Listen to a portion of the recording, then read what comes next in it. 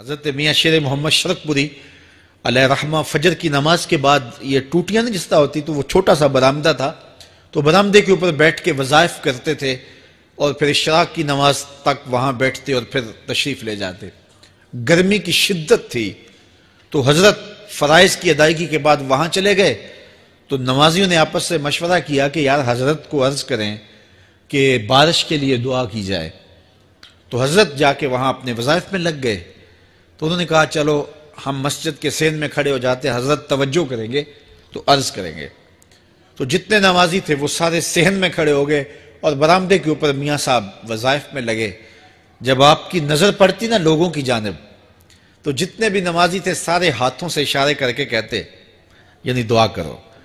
زبان سے نہ بولتے, ہاتھوں کو ایسے ہلاتے اور یہ کہتے کہ ادھر آسمان کی طرف اشارہ کر کے کہتے دعا کرو. میاں صاحب پھر وظائف میں لگ جاتے. پھر جب میاں صاحب کی آنکھ اٹھتی نا تو یہ سارے ہاتھ اٹھاتے اور آسمان کی طرف ہاتھ اٹھا کہتے. میاں صاحب پھر وظائف میں لگ جاتے. جب 2-3 مرتبہ ایسا ہوا نا تو میاں صاحب کی ہنسی نکل گئی اور ایسے آسمان کی طرف دیکھ کے کہا چل ہن پا دے. کہتے ہیں بس یہ بات کہنے کی دیر تھی کہ چھم چھم می برسنے لگا. تو جب کوئی حضور کا ہو جاتا ہے تو رب اس کو اپنا محبوب بنا لیتا ہے.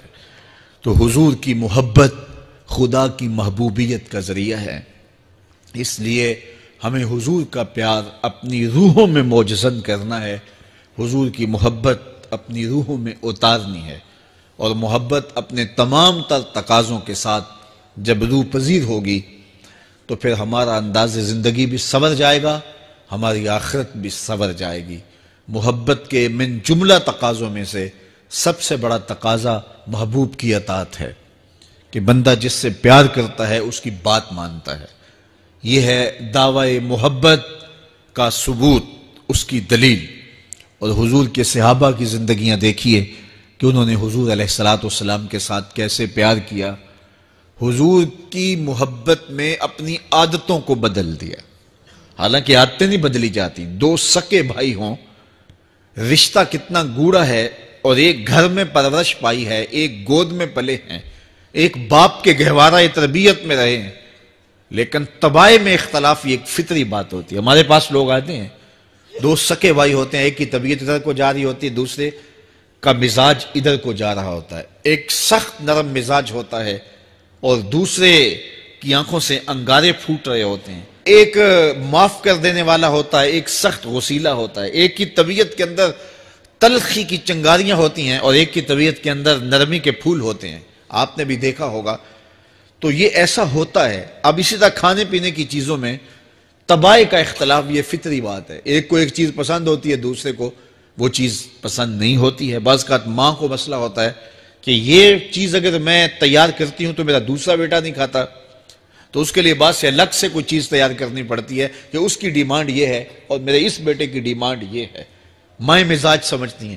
ایک آغوش میں پرورش پانے کے باوجود خون ایک ہے, گہوارہ تربیت ایک ہے, دودھ ایک ہے, لیکن طبیعتوں کے اندر اختلاف پایا جا رہا ہے. لیکن صحابہ کی زندگیاں دیکھیے, انہوں نے اپنی طبیعتیں بھی حضور کی طبیعت کے سانچے میں ڈھال دی. حضرت انس بن مالک کو کسی نے دیکھا کہ وہ شوربے سے کدو کے ٹکڑے نکال کے کھا رہے ہیں, تو کہا یہ کیا کر رہے ہو؟ کہا میں نے ایک دن حضور کو یوں کرتے ہوئے دیکھا تھا.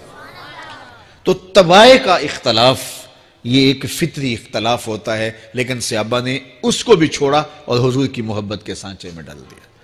پھر اس چیز کا انتظار نہیں کیا کہ حضور کا فرمان کیا ہے, حضور کی چاہت پہ اپنے مزاج کو بدلا.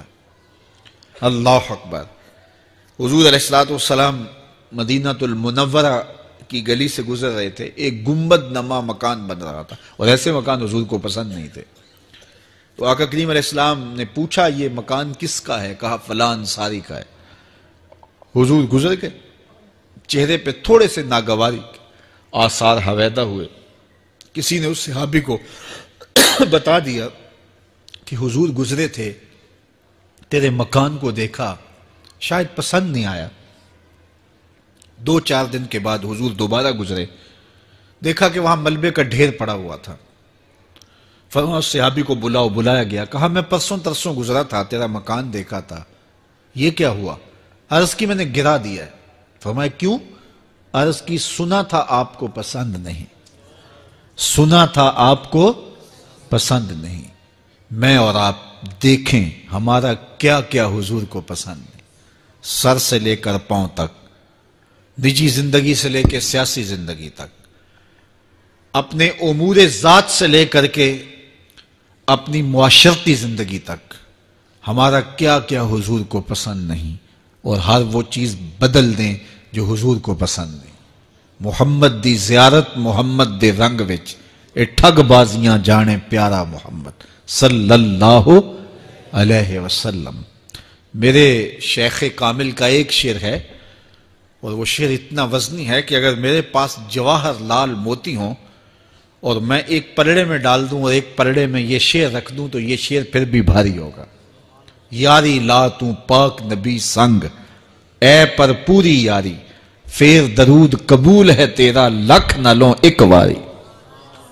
1.25 لاکھ مرتبہ درود پڑھنا ایک طرف، اور ایک دفعہ حضور کی ذات پہ درود پڑھنا، ان کی محبت کے سانچے میں یوں ڈھل کر کے جو وہ کہتے ہیں وہ میری زندگی کا عمل ہے، یہ اس سے وزنی ہے، یہ اس سے بھاری ہے۔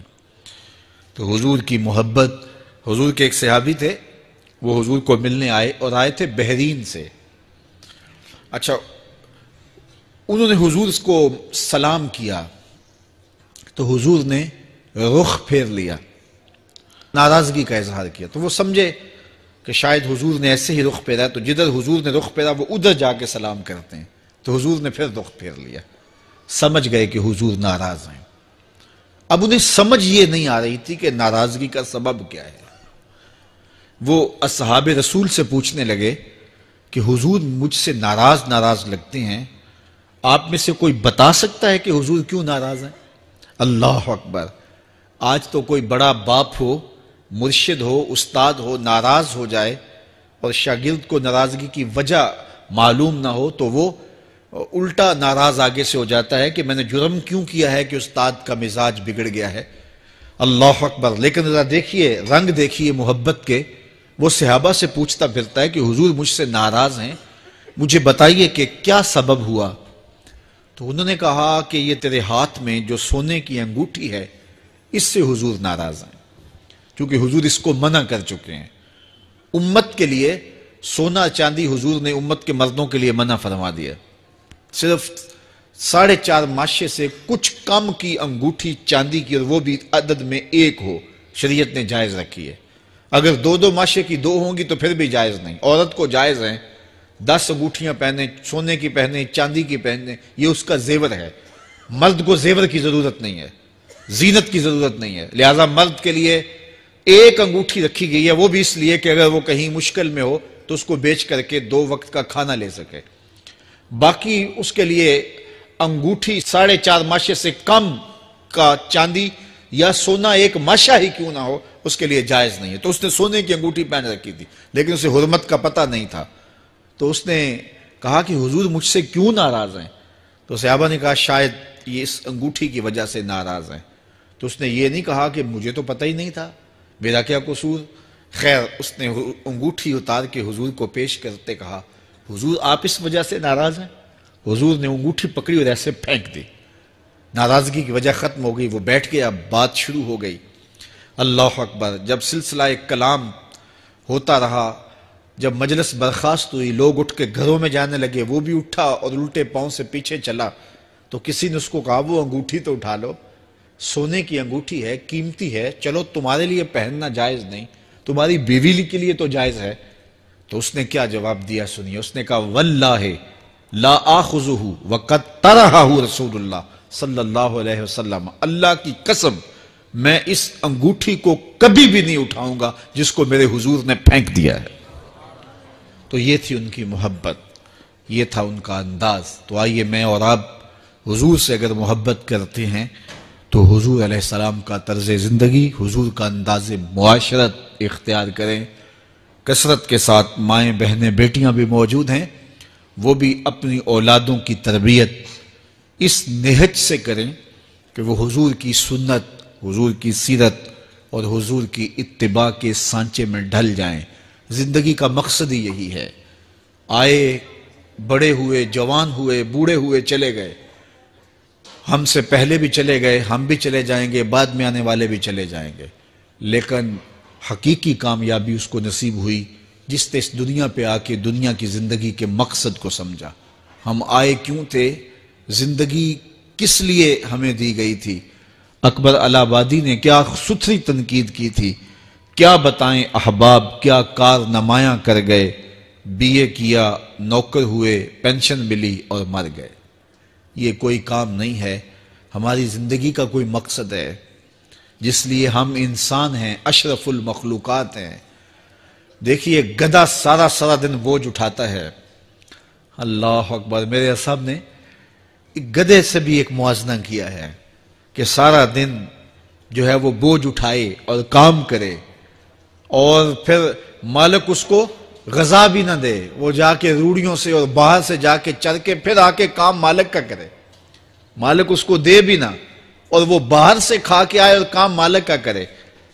تو اگر بندہ ہو کے، انسان ہو کے اگر نہ کرے تو میرے حضور نے ایک لمبی ربائی ہے، اس میں آخر میں لکھتے ہیں تو چنگا یعقوب یا کھوتا تینوں شرم نہ آوے، کہ اگر وہ ایک گدھا بھی کام کرے، اپنی پیٹھ پہ بوجھ لا دے، اور تو اپنے مالک کے لیے کچھ نہ کرے، اور ساری نعمتیں مالک نے تجھے دی ہیں اور عزتیں اور آبرویں تیرے نام کی ہیں، اور تو اس کا حق ہی ادا نہ کرے، تو پھر کس طرح تیرے سے، تو پھر اولئک کل انعام بل ہم اضل، فرمایا تو چوپایا ہے بلکہ چوپایوں سے بھی بدتر ہے۔ تو میں اور آپ اپنے آپ کو انسان ثابت کریں، آج موقع ہے۔ سے ثابت نے اجے حواس تیرے، سے ثابت نے اجے حواس تیرے، کر لے نیکیاں رج کے تو، اڑیا رب رسول کیوں پل بیٹھوں، آ رب رسول ول پج کے تو، آئی موت ایتھے رہسن کم تیرے، آئی موت ایتھے رہسن کم تیرے، نیکیاں کر لے بھج کے تو، کی آکھ سن لوگ یعقوب تینوں، جب ٹر پیوں سر منہ کج کے تو۔ وہ وقت آئے گا جب تنیاں باندھ دی جائیں گی، جب دونوں جانب سے کفن باندھ دیا جائے گا، پھر پردہ ہٹا کے دیکھا جائے گا، پھر بند کر دیا جائے گا۔ وہ لمحے کتنے دردناک ہوں گے، وہ گھڑیاں کتنی دردناک ہوں گی۔ آج مجھے اور آپ کو اللہ نے موقع دیا ہے، تو آج حضور کی سیرت کو اپنانے کا، اپنی روحوں میں اتارنے کا عزم کر کے